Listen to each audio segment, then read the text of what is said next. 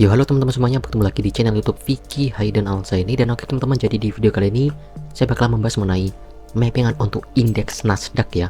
Dan oke teman-teman, seperti biasa saya menggunakan time frame M15 ya, dan sudah menentukan beberapa zona utamanya. Dan oke teman-teman, jadi saya disclaimer dulu bahwasanya ini bukan not financial advice ya. Jadi di sini saya tidak mengajak kalian untuk entry posisi buy, sell, full margin, itu enggak. Tapi di sini saya hanya memberikan analisa saya dan prediksi saya untuk indeks Nasdaq ini besok tanggal 29 Desember tahun 2025 hari Senin ya. Dan oke teman-teman, jadi untuk prediksi saya untuk indeks Nasdaq ini ya akan seperti biasa ya, dia akan turun dulu. Nah, kita di sini bisa melihat kenapa kok turun lagi Bang. Nah, di sini kita bisa lihat bahwa saya di sini sudah terjadi tren penurunan lagi setelah terjadi gejolak harga pada Jumat ini teman-teman ya, yang dimana di sini muncul supply M15. Nah, kok bisa muncul supply? Karena di sini ada yang namanya satu candle bearish batang penuh, kemudian berikutnya ada candle bearish lagi, dan ini sejauh 900 pip lebih. Ini 95 pip ya. Dan oke teman-teman, jadi untuk trennya ini kembali bearish dan dia akan ngejar yang namanya zona support zone dan fair value gap M15. Dan di sini juga ada zona fair value gap M15 lagi teman-teman ya. Di sini kok bisa ada zona fair value gap M15 Bang? Nah, di sini kita bisa lihat teman-teman ya, bahwasanya setelah candle ini bullish, nah closing candlenya itu dia tuh tidak turun lagi teman-teman ya. Nah, jadi di sini ada yang namanya zona fair value gap yang valid. Begitu juga ya di sini. Nah, sebenarnya di sini untuk zona ini sebenarnya menyentuh candle ya di atasnya teman-teman ya. Nah, contohnya nih di sini. Nah, harusnya pas seperti ini. Nah, jadi di sini kita bisa melihat bahwa zona fair value gap itu ketika closing candle berikutnya ini tetap berada di atas candle sebelumnya. Nah, contohnya di candle yang pertama ini kan full batang bullish, kemudian dia turun lagi nih, tapi dia turunnya nggak sampai melebihi body candle sebelumnya, dan justru malah dia tambah terbang. Nah, ini namanya zona fair value gap ya.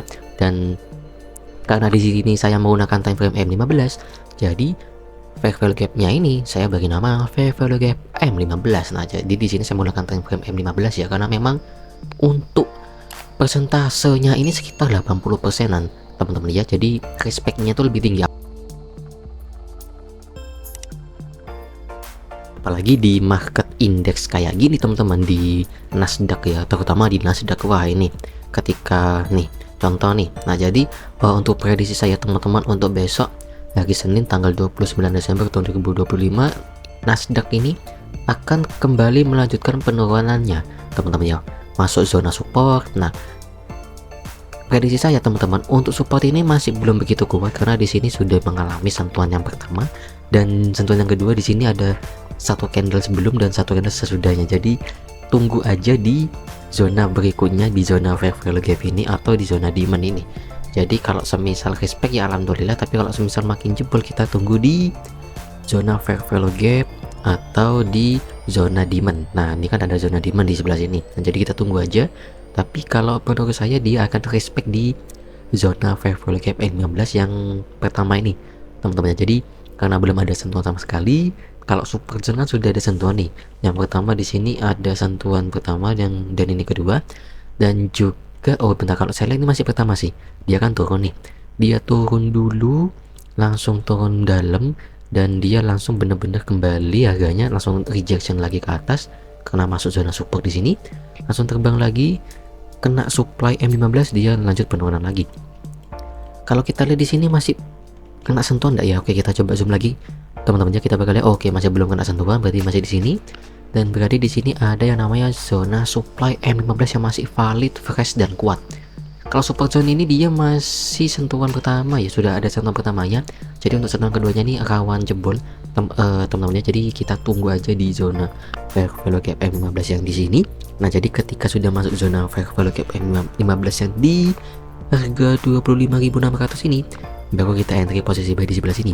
Atau kalau mau yang lebih amannya di zona fair value gap M15 yang lebih kecil ini. Nah, kalau yang lebih kecil ini biasanya lebih kuat sih zonanya, rejection-nya tuh lebih tinggi juga. Jadi ketika masuk zona, apalagi pas tengah sini, nah dia langsung bener-bener price dari marketnya tuh langsung berbalik arah teman-teman. Jadi langsung balik lagi ke atas, langsung terbang lagi.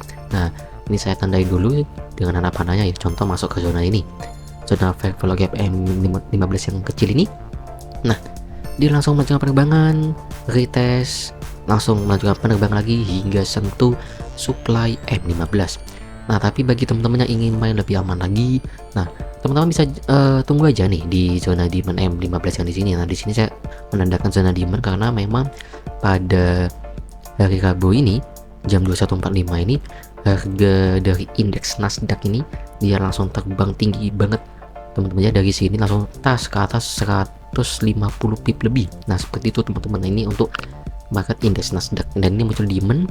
Nah, demand ini kan ketika munculnya itu didukung oleh kenaikan ataupun penurunan dari harga itu sendiri. Jadi misal kalau ini kan naik demand, nah kalau muncul demand berarti candle ini atau price ini langsung meningkat secara signifikan dan tajam banget. Nah, begitu juga dengan supply. Ketika muncul supply berarti di sini ada candle bearisnya full turun dan jauh banget. Nah, ini di time frame M15. Kalau di M1 ini wah, ini banyak sekali zona supply and demand-nya di sini kalau kita lihat. Nah, di sini juga termasuk ada zona supply di sebelah sini. Nah, ini juga masuk supply, ini supply. Nah, turun, naik lagi masuk zona supply di M1. Dia langsung turun lagi. Nah, seperti itu teman-teman. Nah, kalau di M1 ya, saya lihat di sini ada banyak sekali zona supply dan demand. Nah, jadi zona supply dan demand-nya di sini banyak sekali yang terbentuk. Nah, untuk demand-nya di mana, Bang? Nah, nih kita bisa lihat demand tuh di sini. Nah, ini sudah masuk demand ini.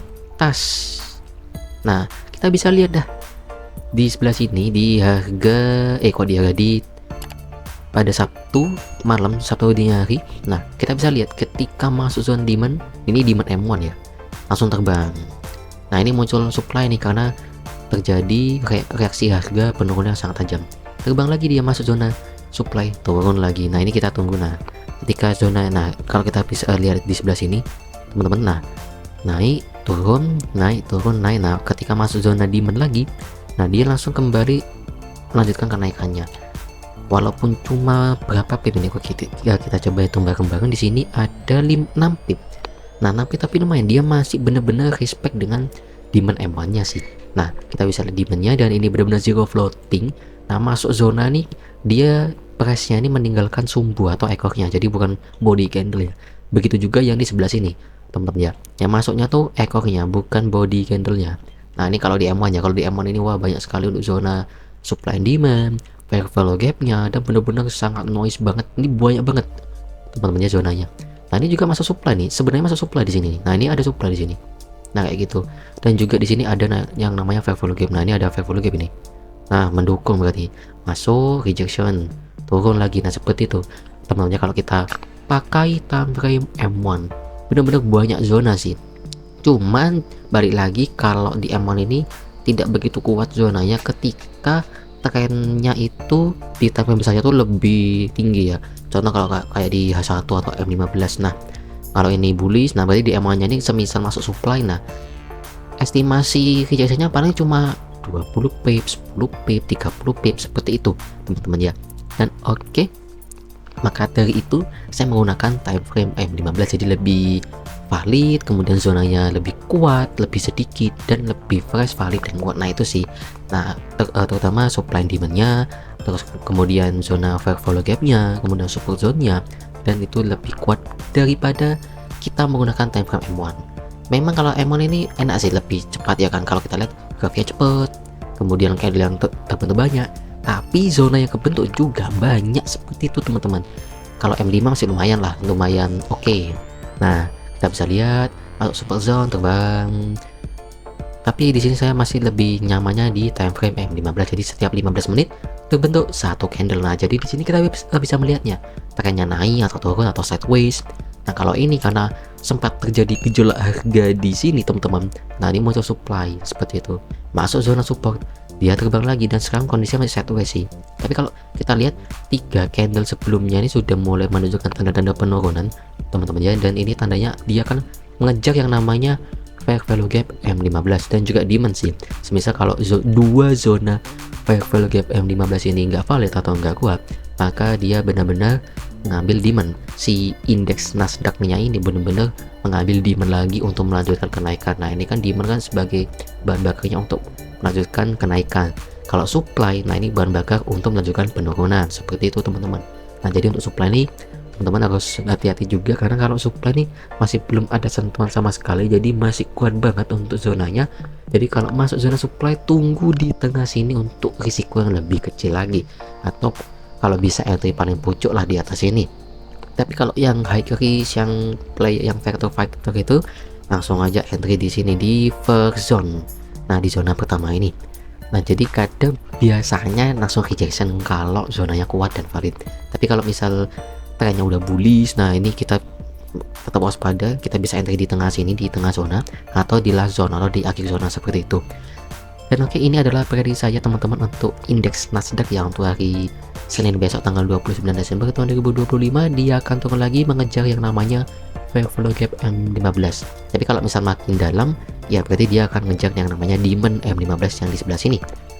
Dan oke, jadi bagi teman-teman yang ingin mengetahui lebih detail mengenai mappingan indeks Nasdaq ini, seperti zonanya, stop lossnya, take profitnya, nah teman-teman bisa langsung aja join di grup Telegram yang sudah saya bikin. Untuk linknya sudah ada di deskripsi video ini. Jadi oke, cukup sekian video mappingan indeks Nasdaq dari saya. Jangan lupa untuk like, share, komen, serta subscribe bagi teman-teman yang belum subscribe. Oke, terima kasih, see you in the next video. Bye bye teman-teman.